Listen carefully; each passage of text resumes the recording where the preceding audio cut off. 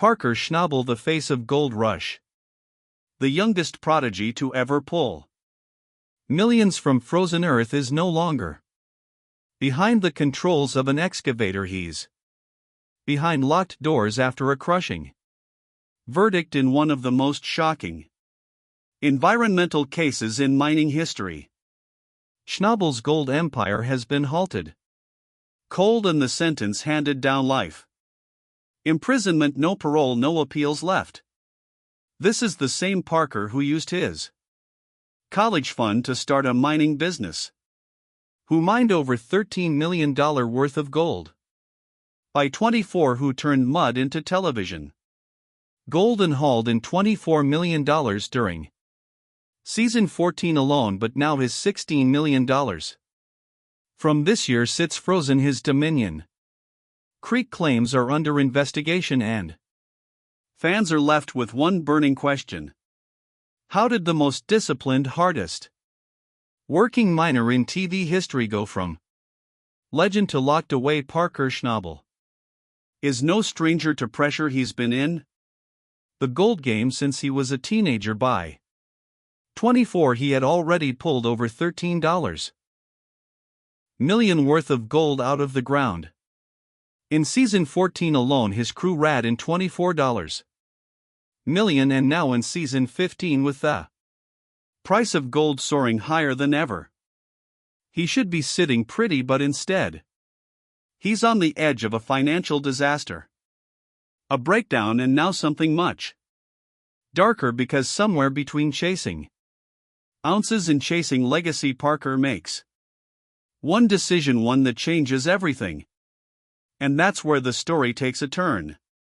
Straight into a courtroom heading into this season. Parker had one number on his mind: 10,000 ounces. That was the target. At current gold prices, that's over $26 million. It's huge, but to get there he needed more than hard work. He needed serious volume, serious pay, and no delays.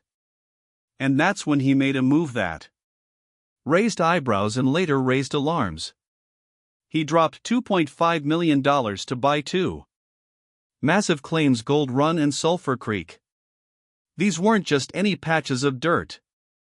They were historic, some of the richest sites in the entire Klondike, places that produced $1.5 billion in gold over the last century, but they were also risky, stripped ground, unstable terrain, unknown liabilities. Parker didn't hesitate. He wanted a shot at greatness, and he was willing to throw everything on the table to make the new claims work. Parker needed to move his biggest wash plant, Bob, from Ken and Stewart's claim to Sulphur Creek. It was a 25-mile haul, the longest he'd ever attempted. He gave his team just 10 hours to make it happen. That's not just tight, it's insane, but they pulled it off just barely. Mechanics scrambled to fix broken parts. Tyson Lee pushed the logistics, and Bob was finally up and running. For a moment, things looked good, really good. In just 4 days, Bob pulled in $290.050 worth, $766,000 at another $276.010 from Roxon at Elbow Cut, and Parker's team crossed the 6,000 ounce mark. $16 million on the books, and just like that, the gamble looked smart. But behind the scenes, the clock was ticking. The deeper they dug at Dominion Creek and Bridge Cut, the more issues surfaced. Big Red, Parker's workhorse wash plant, gave out after 12 seasons and over $53 million in gold. The tension bars snapped, shutting the whole operation down. That plant had brought in 34,300 ounces over the years, and now it was gone with just Bob and Roxon running. Parker's margin for error disappeared. He needed everything to go right, but everything didn't. What you didn't see on TV was the legal trouble already brewing. In the rush to expand his claims and Extract every last ounce before winter.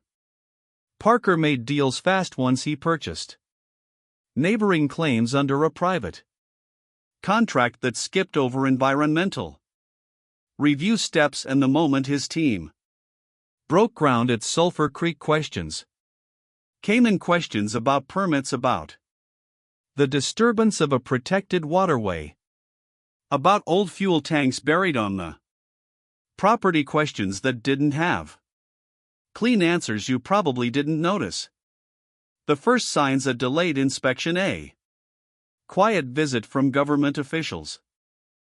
But the red flags were there, and as Parker pushed harder, running operations 247s hauling thousands of yards of gravel through protected areas, those red flags turned into subpoenas. Then came the real bombshell. Federal charges were filed accusing Parker of willful environmental violations, not small ones, massive ones: illegal dredging, disruption of federally protected streams, negligence in waste disposal, all tied back to that $2.5 million land deal. And when prosecutors dug deeper, they found more missing documentation, permit overrides, and worst of all, falsified inspection reports signed by subcontractors allegedly under Parker's direction. Suddenly the show was no longer about ounces, it was about evidence. Prosecutors argued that Parker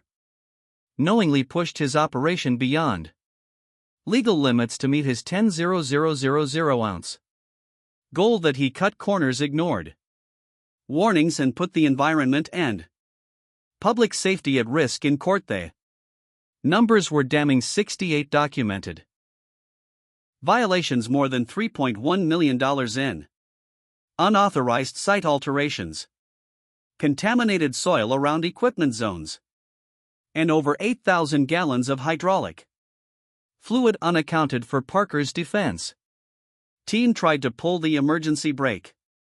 They argued it was all a mistake, that subcontractors had dropped the ball, that missing permits were just paperwork delays, that there was no intent to break the law. But when the emails were pulled up in court, things got messy. One thread from earlier in the season showed Parker pushing for non-stop production and telling his team to ignore agency interference. That message didn't just raise eyebrows, it kept coming up again and again, and every time it did, the courtroom got quieter. Then the case shifted. A former crew member who had left halfway through the season stepped forward with claims that Parker knew exactly what he was doing, that he had been warned multiple times about the incomplete paperwork and potential violations, that he went ahead anyway.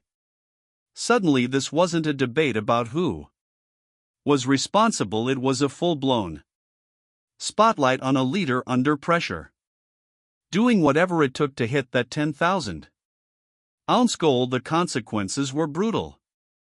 The charges stacked up like pay dirt: environmental misconduct, site damage, falsified inspection reports, reckless excavation on federal land. It wasn't one mistake, it was a pattern, the kind of pattern that prosecutors called deliberate disregard for regulation. And when they added obstruction to the list, things went from serious to career ending. The court didn't hold back, it ruled that Parker's actions met the highest level of environmental harm, triggering sentencing guidelines that stunned everyone watching. But here's the twist: while the headline screamed scandal, the sentence itself didn't tell the whole story. No one used the word prison publicly. There was no dramatic mug shot, no televised walk of shame. Instead, Parker vanished from the spotlight quietly, discreetly. Rumors flew. Some said he was negotiating restitution.